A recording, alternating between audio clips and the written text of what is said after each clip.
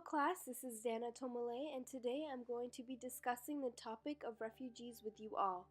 In today's presentation, we will be answering three major questions. The first one being, what is it like to be a refugee? The second, what has been done by the international community to address the current refugee crisis? And lastly, what can be done by the international community to remedy this situation? To answer the initial question of what it is like to be a refugee, we must get an idea of who these human beings are, so we can start off by looking at where they came from. In this bar chart produced by Vox News, one can identify the major sources of refugees worldwide. As you can see, as this graph documents 2014 and 2015, a majority of refugees come from the Syrian Arab Republic and Afghanistan, yet there are other countries that have a large contribution as well, such as Somalia, Sudan, and the Central African Republic. Another observation one can make from this graph is that refugees do not just come from one place. This issue rings worldwide. As you can see, there's a large variety in this list about where these different people come from. Now, why would millions of people up and leave their home countries? Each state's political situations constitutes different reasonings why refugees would flee their homes. Yet, when analyzing the different situations, there seems to be an underlying trend of oppression by their home government and radical violence by those involved. Most notably, we can look at the current Syrian refugee crisis, in which 13.1 million people in the country have been in need of humanitarian assistance. Beginning with inspirations from neighboring countries' fight for democracy, civil war against the Syrian Arab Republic was sparked by the Arab Spring. After a conflict involving school children writing about the Arab Spring that left one child dead and others arrested, outrage arose between the government's supporters and opponents. The drive behind this fight is the civilians' want for increased freedoms and an overall fight towards democracy. Civil disputes as such are common within the countries that source millions of refugees and often lead to dangerous events such as bombings, chemical attacks, and other terrible acts. When considering why one might leave their home, friends, and sometimes family, it is not hard to see that refugees are simply seeking a better way of life for themselves and loved ones. Seeking sanctuary is the ultimate goal in the mind of a refugee. Yet, seeking sanctuary is not a walk in the park for these individuals. They experience multiple hardships, physical and emotional, in order to flee to the greater good of safety. On an emotional level, they must say goodbye to the state in which they have called home for a majority or all of their lives. This includes their family, friends, culture, and the overall comfort a home may provide. A study conducted by MD Edge found that Syrian refugees in the United States displayed incredibly high levels of depression, anxiety, and post-traumatic stress disorder.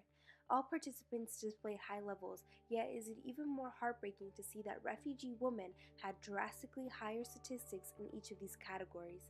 Similarly, research conducted by the CDC looked into the mental health of Mayan refugees and found that 47.8% of respondents suffered from depression, 17.3% for anxiety, and 8.9% met the symptom criteria for PTSD.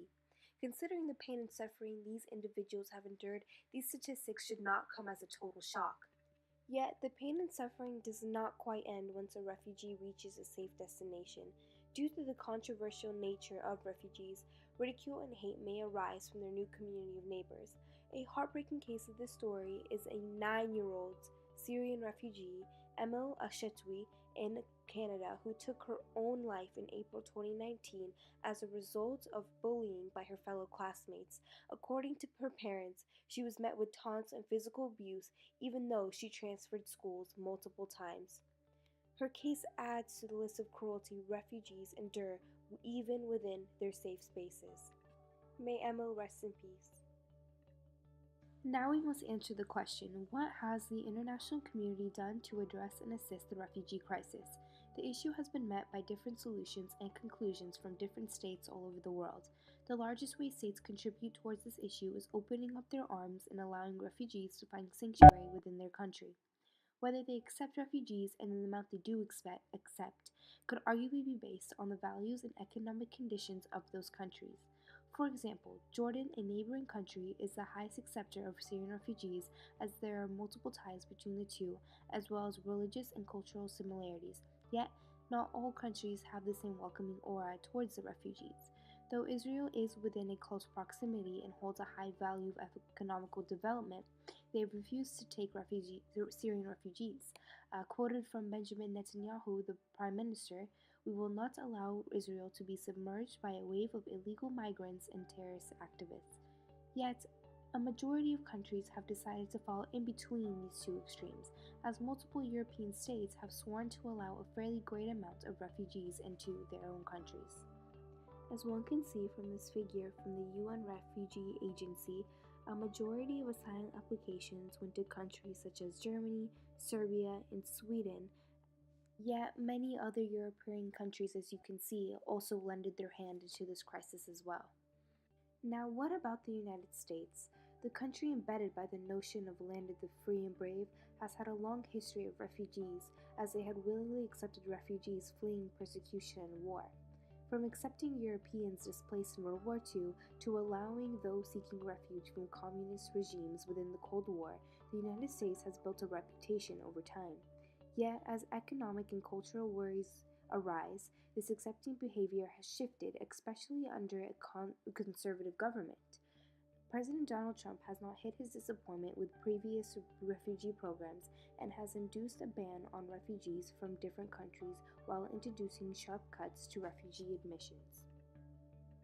As one can see from this graph from the Pew Research Center of Analysis, one can see how the United States refugee level has drastically decreased since 2017.